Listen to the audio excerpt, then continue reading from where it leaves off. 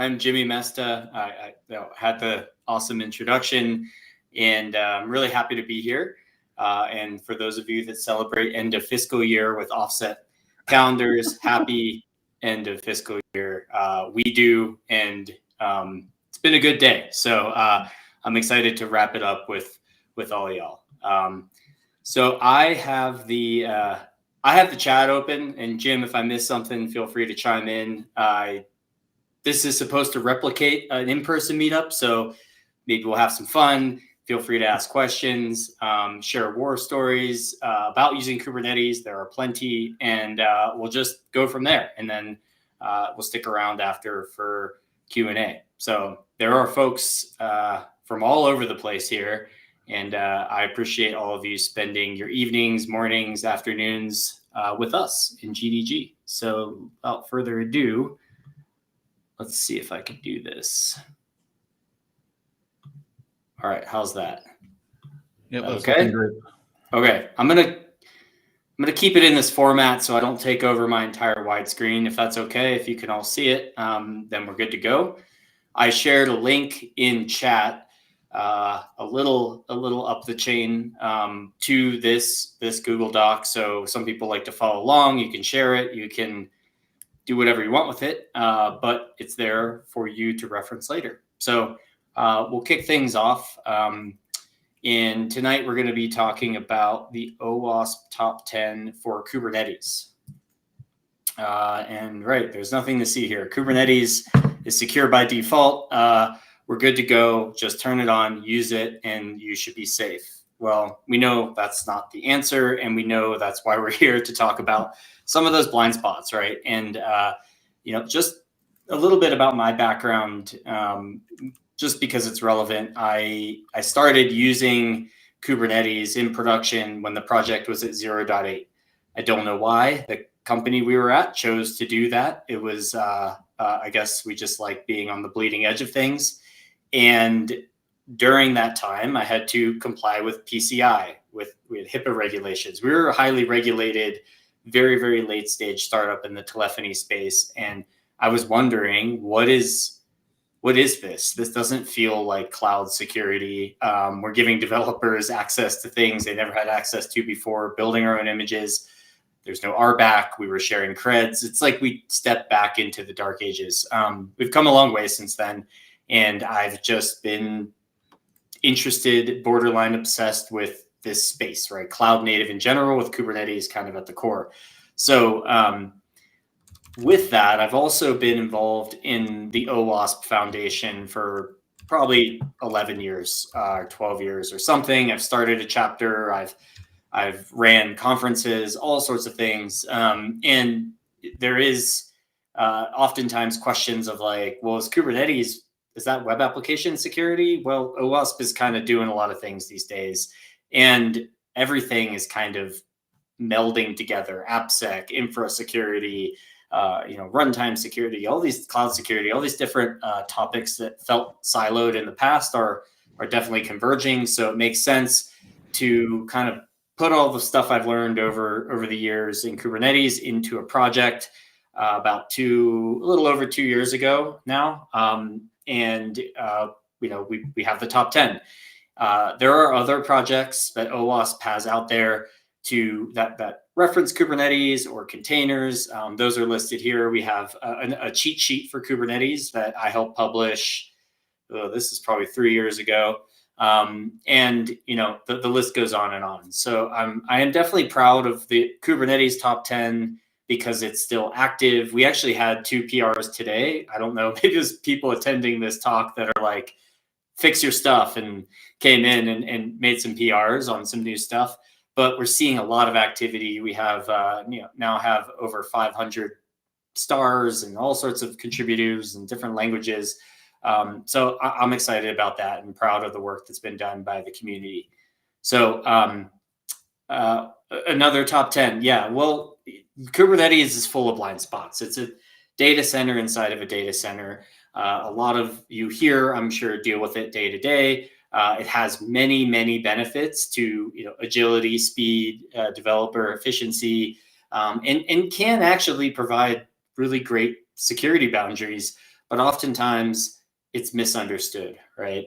It's still new for a lot of large enterprises, and the top 10 is built for that reference point, right? It's not going to solve all of your problems all of the time, but at least it's going to give you that baseline, right? That these are some of the blind spots we should be looking out for. So without further ado, we'll just dive in.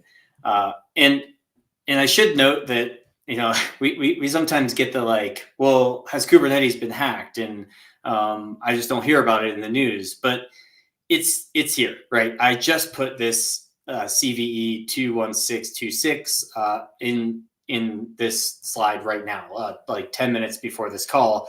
This is a run C container breakout, right? It's not Kubernetes. You don't see Kubernetes in the title, but run C is it's at the heart of all your container orchestration, all your container infrastructure, and it's very serious, right? And most of the time it's going to affect Kubernetes clusters.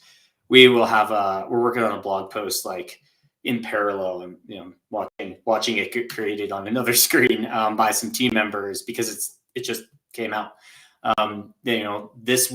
This week the GKE RBAC privilege escalation and abuse sort of scenario where you can authenticate to some subset of Kubernetes clusters in GCP, the GKE variety, the managed Kubernetes, using Gmail accounts. That's a big deal. I just spoke yesterday with basically the staff engineer on GKE. You may know him, and that's been their week dealing with this. And then we've just had a variety of other things happen, right? Notable breaches, notable CVEs, some stuff with RBAC. It's just compounding, right? It's only January still, and we're already filling this out. So that's why we're here to talk about this today. And we're here to talk about some of those highlights, right? So out of the gate, I'm not going to read these one by one. This is a snapshot of the top 10. We're going to go into these in a bit more detail, share some tools, and have some fun with it, because I think Kubernetes is still fun after all these years.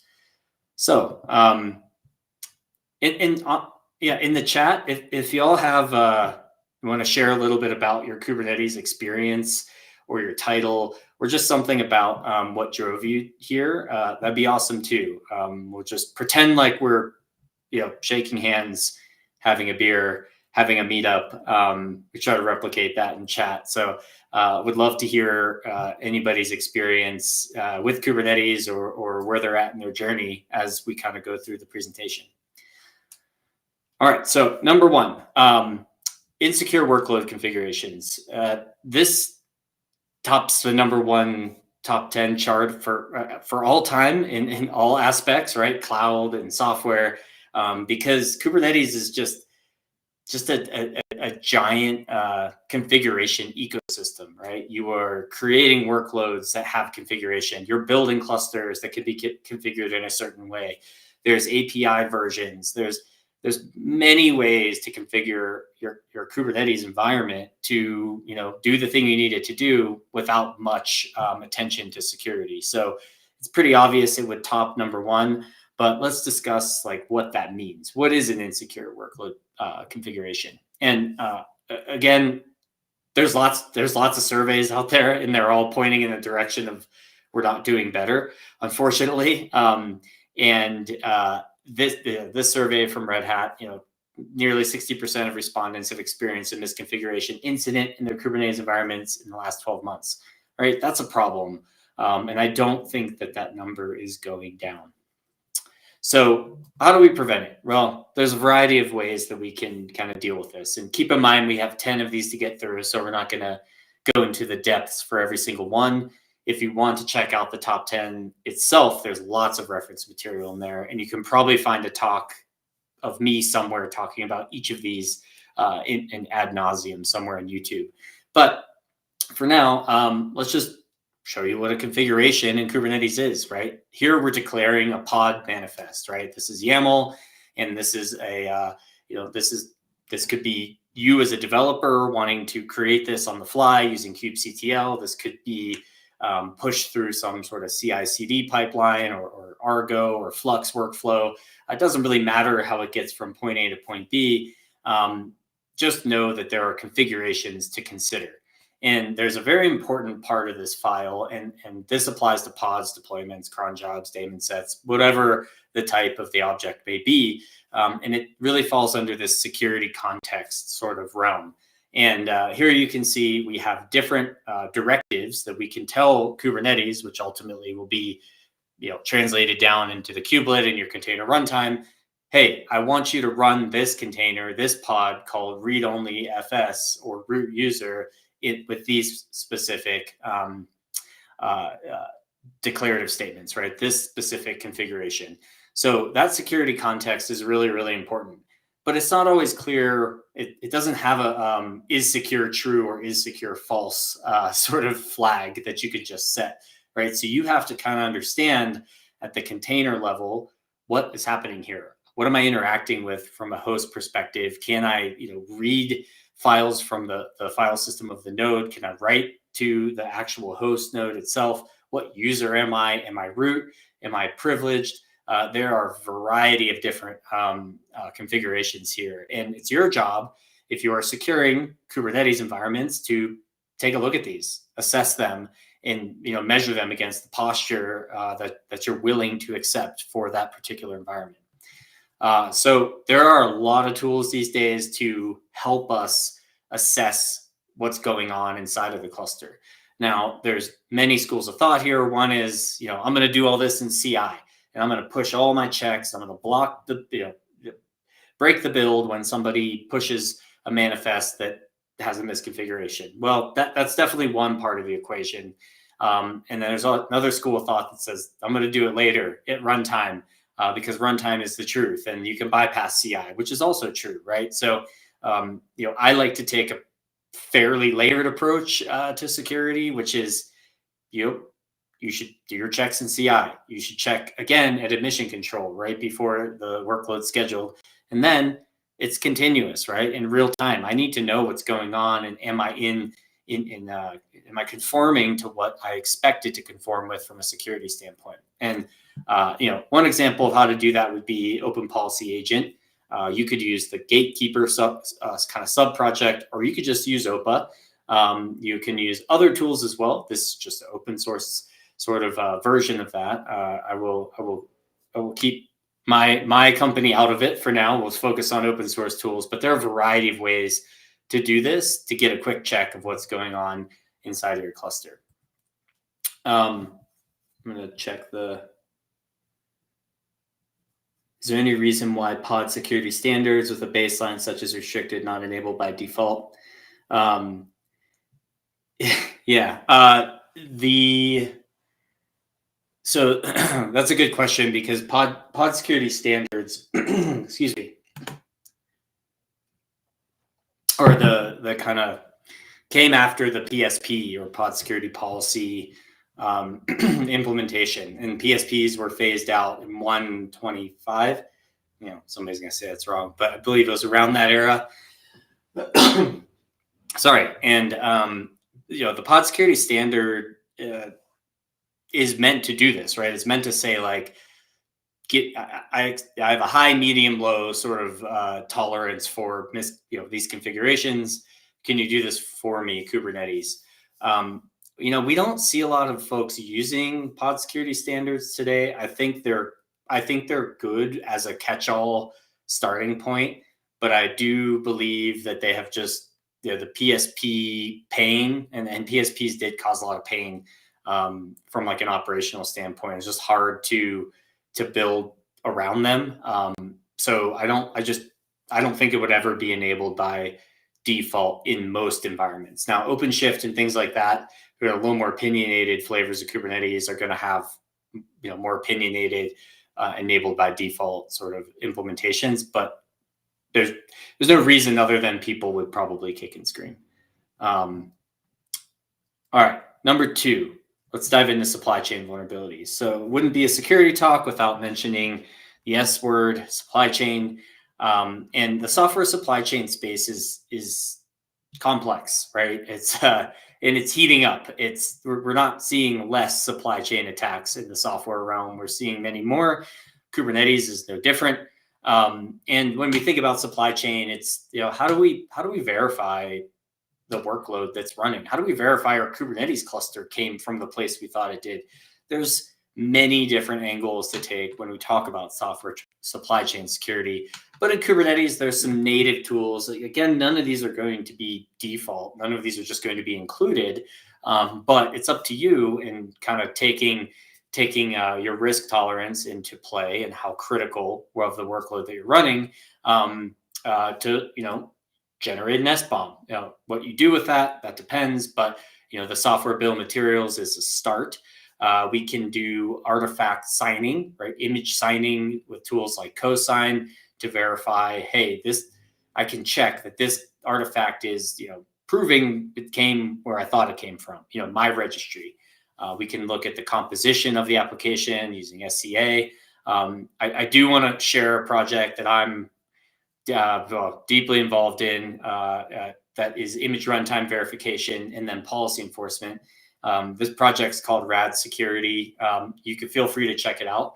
We are building this in the open to allow folks to actually get reliable, repeatable, verifiable fingerprints for workloads. And this is behavior based off of runtime. This is not a kind of cosign cryptographic exchange. This is us instrumenting the most popular open source images in Docker Hub, and this is growing every day. We just released this yesterday, so any feedback is welcome. But this is how we represent these particular workloads, and the whole goal here is to use these fingerprints in your supply chain over time, right? If I can go and I have a codified runtime representation of MongoDB and something changed all of a sudden and it doesn't look like this, we have a problem, right? And we kind of can either break the build or kind of fire the alarms off as well. So those fingerprints are also kind of codified here in JSON with everything that this particular image behaves as. So check it out if you're interested in things like that. But it is in the supply chain realm, so I wanted to add that and make sure shared what we've been working on. All right, so next on the list we have my favorite, which I would argue is probably climbing closer to number one, is overly permissive RBAC configuration, and this could almost just be classified as like RBAC misconfigurations, right? It's not even always overly permissive. It could just be unused. It could be a variety of things, but we'll call it overly permissive. So RBAC inside of Kubernetes is a really powerful set of configs, right? And RBAC is what really gives you that fine-grained access to resources inside of the cluster. And this is where the nuance kind of begins, because there are many concepts in RBAC when you have groups and users and the different subject types and the bindings and the verbs that are associated and the built-in cluster role bindings and all the things that make up this access control ecosystem. And it's just hard to use. There's no other way to put it. RBAC was never easy to use generally in security, and in Kubernetes, it's a beast. So scoping access for individuals and service accounts or non-human identities as well is just a problem. It's a problem we see every day. It's easier to give a developer cluster admin than it is to give them exactly what they need inside of a cluster.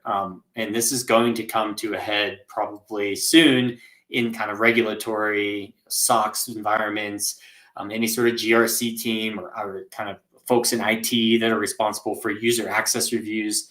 Kubernetes is starting to come to the table as part of being in scope for that. And RBAC is now needing to be assessed in a more robust way. So if you're not familiar with RBAC, this is an example of a cluster role binding.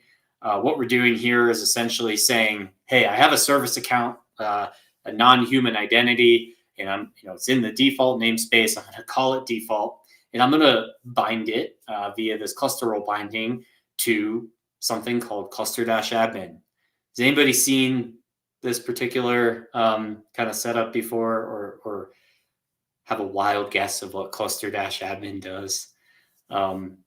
It's pretty self-explanatory, right? So this is the kind of problems we see every day, where you're granting a non-human identity that's sitting in a namespace that's kind of a catch-all you shouldn't be really using anyways, and you're giving it cluster admin. Now that service account is in the file system mounted into the container, and if you have a web application vulnerability, you have a RCE or kind of even maybe not SQLi, but some sort of attack that allows arbitrary code execution on that container, that attacker is going to be able to find this service account token and just present it to the Kubernetes API, and they are going to be cluster admin, right? This is the cycle we see more often than not, is just dangling roles and cluster roles, or just blatantly over permissive kind of hard coded service accounts like this. And it gets really tricky when you talk about RBAC in the context of different verbs. Even when you think about like get versus list, and sometimes you would think that the list verb wouldn't give you the contents of the actual secret in this case, right? This is a comparison of get versus list secrets. And you can see here that when you do a list and you use curl, the kubectl command won't actually print the secret key value pair to the screen. But when you hit the API directly and you do a list, you're going to get the secret value, right? And that's by design. That's not a CVE or some 0-day. That's just how Kubernetes works. But it's the nuance there about that verb that makes this pretty tricky. And the answer is just stop granting access to anybody or anything to the cluster, but that's just not the reality we live in. So how do we take care of something like this? Well, end users may or may not need access to the cluster, right? There's a lot of different mechanisms to debug your application or get logs out of the application that don't really need 1,000 of your developers just running kubectl. That's kind of the equivalent of like root access via SSH when you have that sort of access to the cluster. Using service account tokens are appropriate for applications inside of the cluster that need to talk to the Kubernetes API. They should not be mounted, or they should not be extracted and used in your CI builds or outside of the cluster. They're usually long-lived and they're really hard to track. They're hard to rotate. It's just better to use them for what they're designed to be used for, which is pod to API access, and you need to scope that down. Automatically mounting the default service account token, you can turn that off. It's a recommendation by CIS. It's a recommendation by me and the top 10 as well. One thing that I think is vastly underserved is just looking at the RBAC configuration of third-party stuff that you're installing inside your cluster. It's very easy to just do like a Helm install, go, click the button, we're running. I have MySQL running, I have Redis, I have whatever, some dashboard. But what happens is the RBAC configuration is so kind of abstracted out of that motion, you don't even know what is bundled inside of this third-party Helm package, for example. So you're going to want to look at that. I've gone and done some research on kind of the big popular Helm repos inside of GitHub, and just looking briefly at their RBAC configuration, it's pretty scary. So you want to watch that. And then, just try not to give cluster-wide scope. You can use role bindings instead of cluster role bindings. You can also use other tools that are out there to help you get a better grasp on this, right? This is something we built, but it's, this is a kind of a kubectl CANI on steroids. So the goal here is like, I need to understand EKS add-on manager, in this case, is a user. I need to know when it's created, what does it have access to, what verbs, what can it do cluster-wide, what can it do in, just kind of in its own namespace. All of this stuff is really, really important, and it just gets completely put to the side in most Kubernetes projects that are kind of being spun out. All right, so number 4, lack of centralized policy enforcement. Let's dive in. Just checking my time. Get a sip of water. All right, So it's one thing to find misconfigurations, but enforcing policy in Kubernetes is still, we're seeing a big uptick in this, but it's still not straightforward, right? We deal with a lot of folks who have, it's not like you're running 1 or 2 clusters. You're running 60, 80, 90, like 200, 300 clusters, right? And those clusters are on different clouds. Some are in GCP, some are in Azure, some are in AWS, some are on some developer's server under their desk. How do I enforce policy in a way that I can deal with that sort of sprawl? It's just a hard problem, right? Because every cluster maybe has a different flavor. Kubernetes is approaching its 10th birthday. That's crazy. So yeah, it's still definitely, we're in early days with this stuff. I'd say it's becoming, it's now enterprise ready. It took a long time. So the policy enforcement prevents stuff like this, right? This is from my buddy Duffy Cooley. It stands the test of time. It's from 2019, but you could run it today. It doesn't really matter. If you can run this in your cluster right now, you don't have any policy enforcement in place. We'll just say that this is just straight up container breakout with a single command. This is not abusing any 0-day. This is not a CVE. This is just how Kubernetes works out of the box and will continue to work out of the box based off of how Linux containers work, right? And like that's just true. So here we're manipulating this container to do some not that fancy stuff, but like basically, using the host PID as well as privileged mechanism as part of our security context, and using NSEnter to, essentially be root on the host of that cluster, right? This is not execing into a running container. This is escaping out of the container into the host, which is every attacker's goal in Kubernetes. That's where you need to be, not inside of a container. Policy enforcement oftentimes happens at admission control. It can happen at CI, but admission control is very common. This day and age, you can use the pod security standard, which is the built-in. If you want more flexibility, kind of more adaptability, and more kind of code-centric customization, Open Policy Agent, still pretty much the gold standard. Kyverno is out there if you're only kind of dealing with Kubernetes. JavaScript, if you want to write JavaScript for your policies, I think that's what Kubernetes uses. Maybe not. Maybe it might be TypeScript. It uses some WASM backend. There's a lot of ways to do this, but you should pick one and then pick some policies and start enforcing them, right? Which is easier said than done, obviously. All right, let's dive into number 5, halfway through. So inadequate logging and monitoring. Logs in Kubernetes span a variety of different kind of locations. You have your container logs, maybe your applications emitting logs. You have maybe some networking logs. You have logs generated by Kubernetes itself, like from the Kubernetes API server. There are a lot of them, and they are overwhelmingly noisy, and 99% of what you see will just be inactionable. There's nothing you can do with that log. It doesn't mean you shouldn't be capturing them, but the thing we always like to recommend is using things like the Kubernetes audit logs, and then sending those logs elsewhere.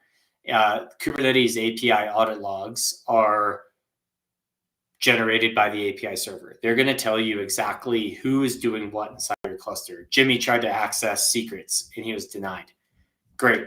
Security team might care if I'm logging into a GKE cluster from a different country, right? That I have never logged into that cluster before. So check the Kubernetes API audit logs out. It will overwhelm you at first, but you can strip out the noise and start making sense of them. There's actually great detection and response capabilities that you can get out the back of that. Number 6, broken authentication. So authentication in Kubernetes is it's tricky because you can do whatever you want. If you're leveraging managed Kubernetes, AKS, GKE, EKS, DigitalOcean Kubernetes, there will likely be a happy path to using your cloud IAM that can then be linked to some sort of identity provider or SSO provider. Maybe you're using Okta. That's an option. If you're rolling your own clusters in kind of a bare metal environment, it's a bit of a choose your own adventure. The thing about Kubernetes is it doesn't really care, right? You can use several different authentication mechanisms. And the key here is fairly generic, is to kind of follow the procedure that your company uses, right? If you're enforcing MFA and all your other applications are going through Okta, for example, Kubernetes should be no different. It's very often I find that like everybody has a tightly locked down environment in their cloud, their SaaS products, wherever they're using AD and everything's figured out. And then Kubernetes, they're just like sharing creds and doing crazy stuff that is completely out of the bounds of what the rest of the organization's doing for authentication. So I think IAM teams are definitely getting clued into this at larger orgs, but it's still not perfect. The way the auth flow works, as outlined here, is you're going to talk to the Kubernetes API, and that could be through curl or an SDK or kubectl or whatever. It's just an API, and you're going to present some credential. It's just really all about where did that credential come from? Was it OIDC? Is it short-lived? Is it this long-lived token? Is it HTTP basic auth, which used to be a thing way back in the day with Kubernetes? And you'll hear this kubeconfig file. Like we use kubeconfig files to kind of authenticate and tell kubectl and other elements of like what cluster I want to talk to. So authentication happens first on the API server. Authorization, that's RBAC, right? What can I do? And then emission control, like what policies are enforced here? Is this legit? Do I need to mutate something? Do I need to deny something? I should note here too that if you're running managed Kubernetes, you are not really in control of your Kubernetes API server. Managed Kubernetes is, the value is you don't have to deal with things like etcd. You don't have to deal with upgrades like crazy heroics and trying to upgrade a clustered API server implementation. You don't have to configure it, really. You just click a box, you turn on logs, you do a thing, you kind of connect to IDC.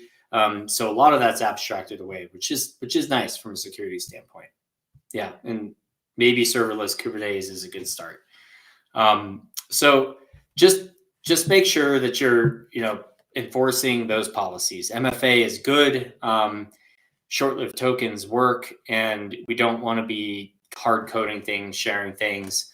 If you're using some sort of well-established patterns for authing to other systems, there is a very high chance Kubernetes supports it, and you should just use that.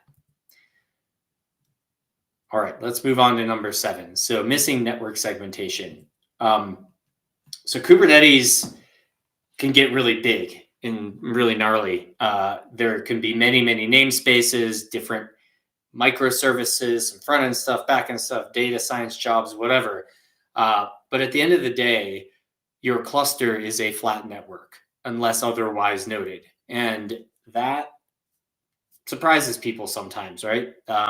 So when you are running these big clusters, everything can talk to everything else. There's nothing out of the box that Kubernetes is just like intelligently routing your traffic and building, special firewall rules. You have to do that.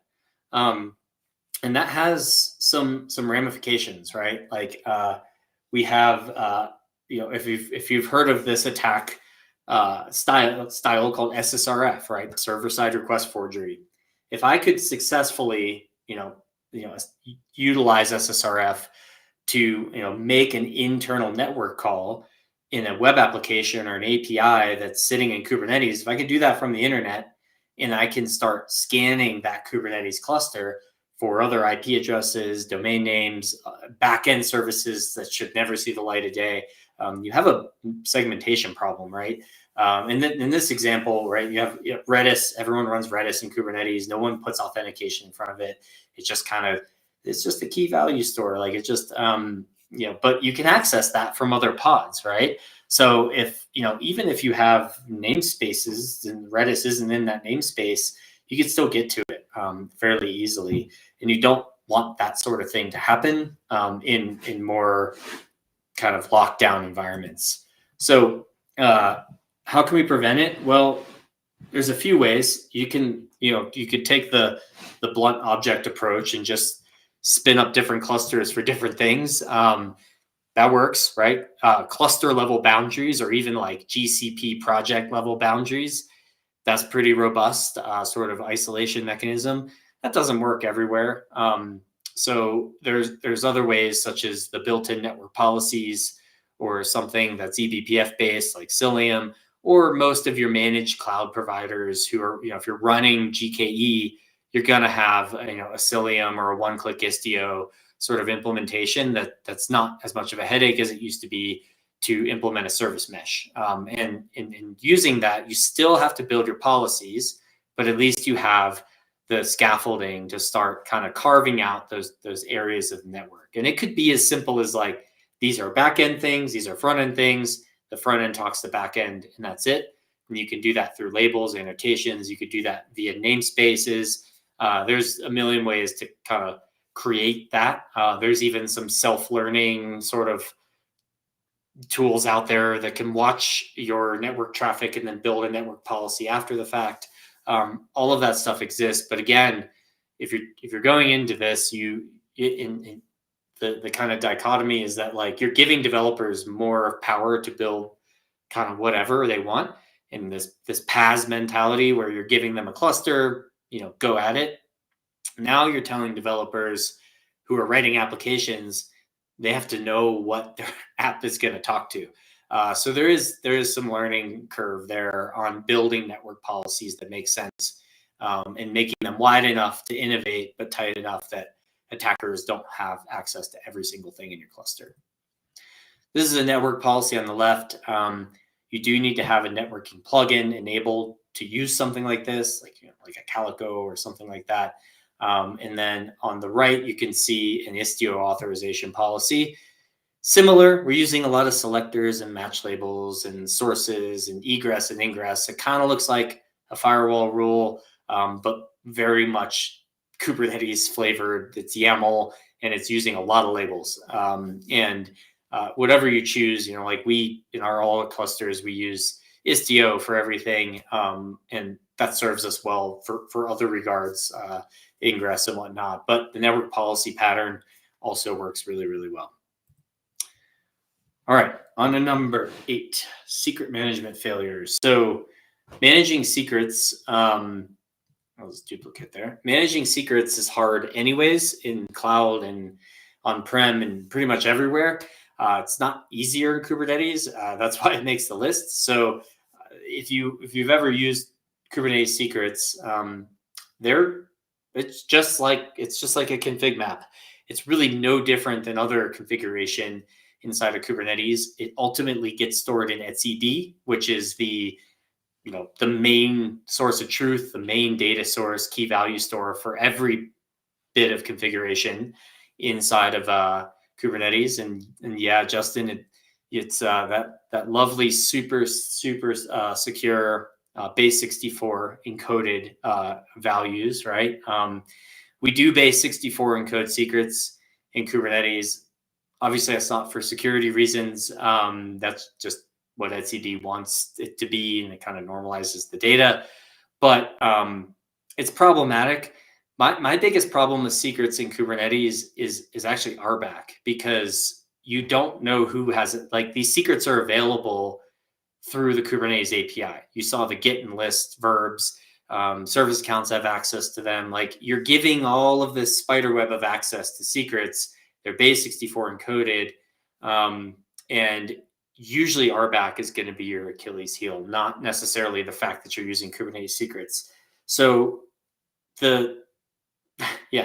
the solution is difficult because they're so easy to use and so ubiquitous with Kubernetes apps and anything running Kubernetes and Helm and whatnot.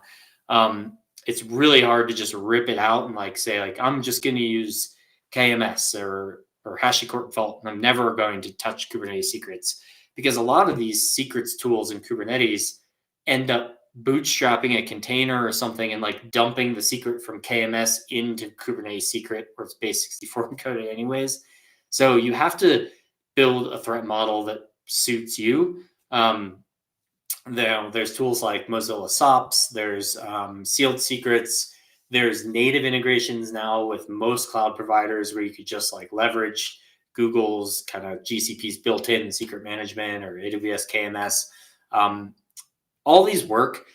None are perfect, but at the end of the day, you're going to need to do better than just dumping secrets into etcd base 64 encoded.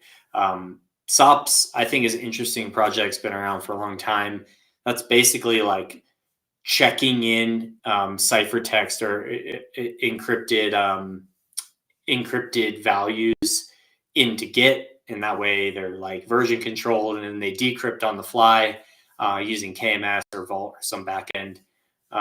You could use the external secrets operator, and yeah, there's a lot of ways to do this. Most of the people I work with still just kind of use secrets, and it really is like a choose your own adventure. But there are ways to do it better than others. What time is it? 4:17. So on to number 9, misconfigured cluster components. So as you think about building a cluster, or even configuring a managed cluster, there's a lot of configuration. The kubelet has many different flags, many different options that you can set to run the kubelet in different ways. The Kubernetes API server itself, it's very similar. Some of those configurations are pretty detrimental if done incorrectly. It's really one of the big reasons why you would use managed Kubernetes in the first place. But for those of us who are holding down the fort and running our own clusters, we're bootstrapping them, we're maintaining them. You're on the hook for all of this, right? You have to understand what the kubelet needs to run securely, right? And you need to set those flags. If you've used things like KOps or kubeadm, they're just infinitely configurable with how this stuff actually spins up. So at the end of the day, the kind of like cop out is use managed Kubernetes. This is true to some degree, right? You can't really get yourself in too much trouble from a Kubernetes API perspective. The kubelet, still has some problems, but most of that's patched, managed for you from your cloud provider. But that doesn't mean you can't expose your Kubernetes API to the internet. Doesn't mean you didn't turn on logging. There are ways to get yourself in trouble and manage Kubernetes in this regard, but it is much less, right? You don't have to be in the weeds of kubelet configuration and have a PhD in that stuff to make it secure. It's mostly going to be taken care of. What about protecting etcd from direct attacks?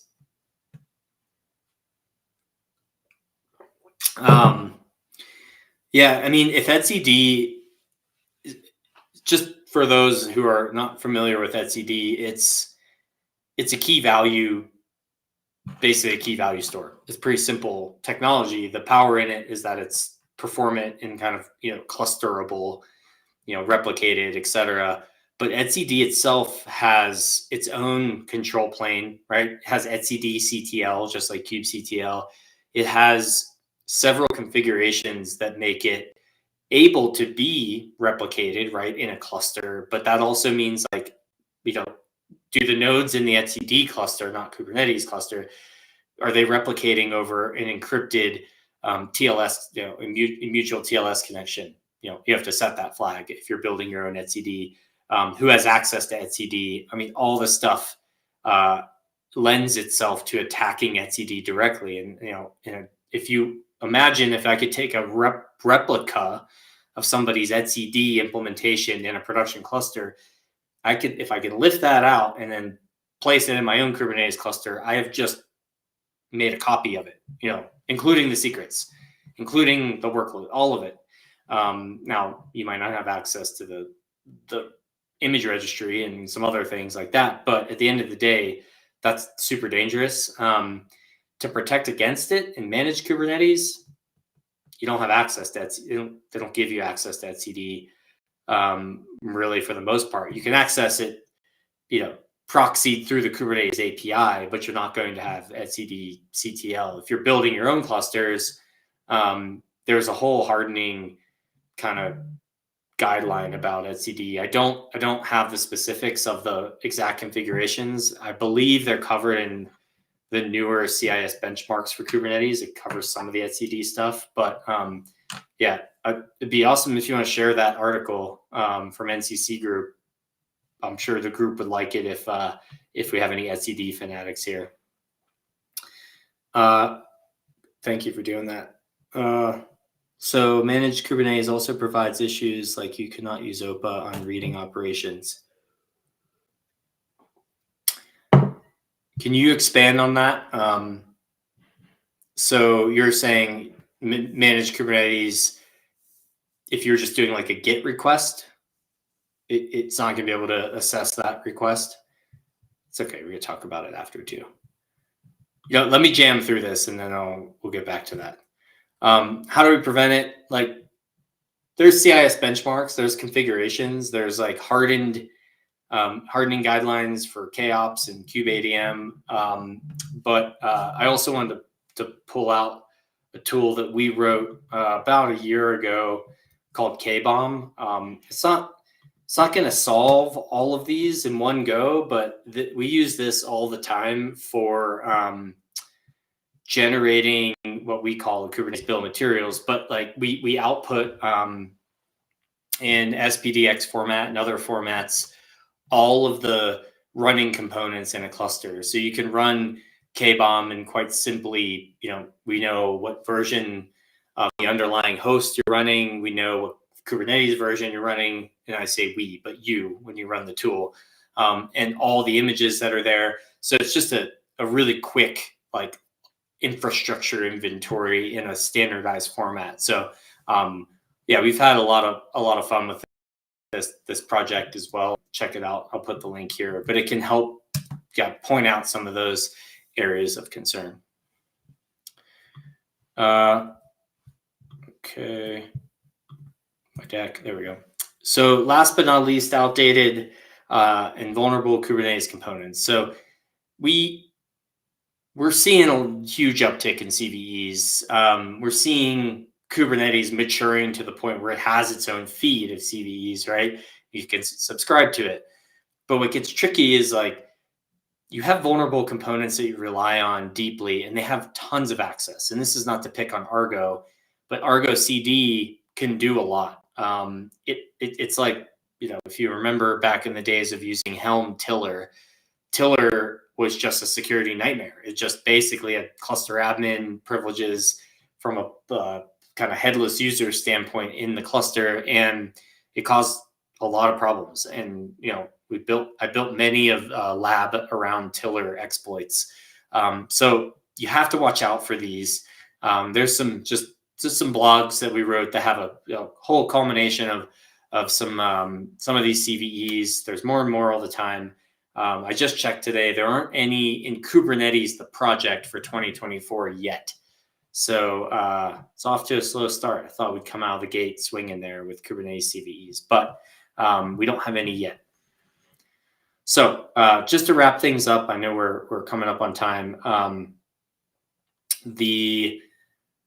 Just some questions. I'm not going to go through these right now, but these are some simple questions to ask yourself to feel better about your security posture of Kubernetes, or maybe worse, I don't know. But hopefully that was a kind of lightning, rapid fire introduction to the top 10, but more importantly, just those blind spots in Kubernetes. I appreciate all of the chatter. I love that part. And obviously, appreciate everyone being here. I'm going to stick around and kind of sift through this chat and then take questions. All right. Yeah, that's for those that haven't activated the chat yet. It's been a very active chat, which is great. If you've been shy with your question, maybe you think it's a too simple question, feel free and ask it. So maybe you have some pointers, Jimmy, on maybe we have some people joining that are maybe newer to Kubernetes, and maybe some of it's a little advanced. Do you have any like pointers where to start? Maybe they want to learn some more about Kubernetes. Yeah, looks like there's a So at the onset, if you're interested in Kubernetes security, where is my stuff? Oh, here. I keep a list here of lots of references. This doesn't really answer a question of like where to start with Kubernetes, but this is just a ton of stuff. For all the things you're interested in, and this is kind of ongoing. The intro to Kubernetes piece, I have given lots of trainings in that realm. And for me, it's all about spinning up a cluster, and it's all about running a workload. Like if you can go, check out Kind or Minikube, this stuff's free. Or if you want to, plug for GCP, $300, kind of credits that you can get and run a GKA cluster. But I would say that's even gets a little complicated. But Kind, KIND, has a really good run on your own machine sort of cluster. There's also it was what was it? Killer Katacoda, which is now Killer Coda. There's in-browser cluster tutorials that you can just learn how to spin up an ingress with, tie it to a load balancer and like what a service is. Very much learn by doing. You could take the Kelsey Hightower Kubernetes the hard way route also. Yep. I would start with maybe just the basics first. That may overwhelm to begin with. Like I would get a cluster running in Kind, get a workload running. Google itself has it's called the Google. I'm Googling this thing. Googling the Google project. So this microservices demo we use all the time. It's great. And I would use pod identity over Ursa or Cayenne any day if you're using EKS, Alexa. I'm really over Ursa and Cayenne at the moment. We've had a bad week with both. So the new pod identity stuff is really cool. Yeah. So this microservices demo is honestly like this button is really cool because if you have a GCP account, this is just like git clone, run the thing, do the stuff, and like all of a sudden you have it running. That may be too automagic if you're learning. Yeah. I also built this. This is getting dated, but it still works quite fine. This is, I've even heard rumors that internal Google folks use this. First, maybe it's a fork of it now for some training and stuff. We built this in 2019. It's a little CTF, copy pastable, super fun. It's recorded if you wanted to follow along. This has got some attack defense scenarios in it as well. Not advanced. It runs in GCP. You can copy and paste it all, and it's all very well documented. K3S, yeah. There's so many local things to run now. I just stick with Kind because I just don't have time to try all of them. And then CKA, CKAD, and then CKS. CKS. Yeah. Those are fantastic certs. from the Linux Foundation, you will, it's the best $200 or whatever it is you could spend on a cert. They are hard in the right way, right? You actually have to do stuff. It's not just like, memorization. You're in the terminal, you're completing tasks. You have to do it in time. They're really good certs. Alexa, you're trying to figure out how to promote this in our engineering org. Are you talking about Kubernetes security or the pod identity? Pod identity. It's actually a tough transition. It's a lift.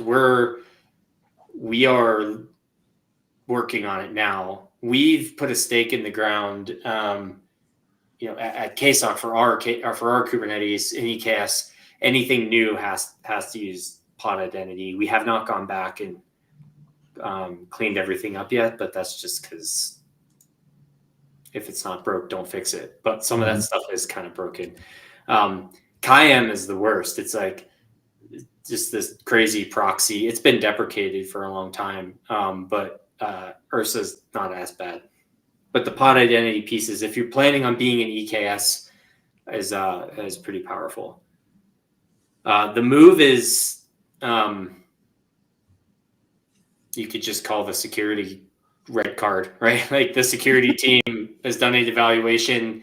Pod identity gets our blast radius and our least privilege story better, and it's more robust than the other solutions, and that's probably how I would position it. But yeah, it's a tough lift. The CKA Code Cloud, yeah, I haven't seen that one, but thanks for sharing that, Santosh. So one thing, I don't know if, because we've been definitely focused on the top 10 for Kubernetes for OWASP, top 10 of security vulnerabilities. Do you have, and maybe I missed it at the beginning, do you have a little bit about KSOC? I know Yeah, you sure. Yeah. a vendor pitch, but I think it'd be interesting to hear about KSOC a little bit. Yeah. So I never know how much, so I just default to not doing the vendor thing. So I started KSOC almost 3 years ago with a mission to enable organizations to eliminate those blind spots in Kubernetes and now more in your general cloud at scale. So we've built basically a contextual risk engine that takes real-time telemetry from eBPF, from the Kubernetes API, from your cloud, and then we map out attack paths that are surfaced as kind of like very risky sort of observations, as well as we do a lot in RBAC right sizing and least privilege. So if you're having problems with too much access or trying to get these policies distributed, and some of the stuff in the top 10 for sure, if not all of it, our platform is kind of the best way to do that and deal with this problem and make it go away. So that's what we do. All right. No, that's great. Yeah, thanks definitely for defaulting to not, but yeah, it's good to know that there's companies out there that can help us with our security posture, especially deep into the Kubernetes stack. Not seeing any new questions from the chat. Definitely, thanks for answering the ones that were coming up during your presentation. Great multitasking, delivering and reading the chat. Dude, I used to do training. I mean, I still do them. Like we do at KSOC, our philosophy is kind of that crawl, walk, run, where we come in and we help you partner in this, and we give a lot of training as part of our product offering. So I do this all the time. I love it. So if anybody has further questions, I'm easy to find. LinkedIn's good. Twitter's good. Email's fine. Wherever. Yeah, I'm nice. always happy to talk shop. I do have one non-technical question that I like to ask all of our presenters. And it goes back to those that may be early in their technology journey, early career, maybe if you put yourself in the mindset of talking to Jimmy when Jimmy's 20 years old, get in the time machine. Like, what kind of career advice, or maybe if not career advice, just advice in general for life going forward? Any words of wisdom that you'd impart to a younger person? I have always done my best work when I am operating out of a place of curiosity and passion, and that carries itself through whatever you're doing. I think when you're genuinely interested in solving the problem at hand, you can take your career wherever it goes, right? Technology or not, or security has a million rabbit holes you can go down. I feel like you can make major moves when you care deeply about the subject. Otherwise, it's just every hour is soul sucking. So yeah, I don't know if that's good advice, but it's served me somewhat well. So no, yeah, thanks for sharing that.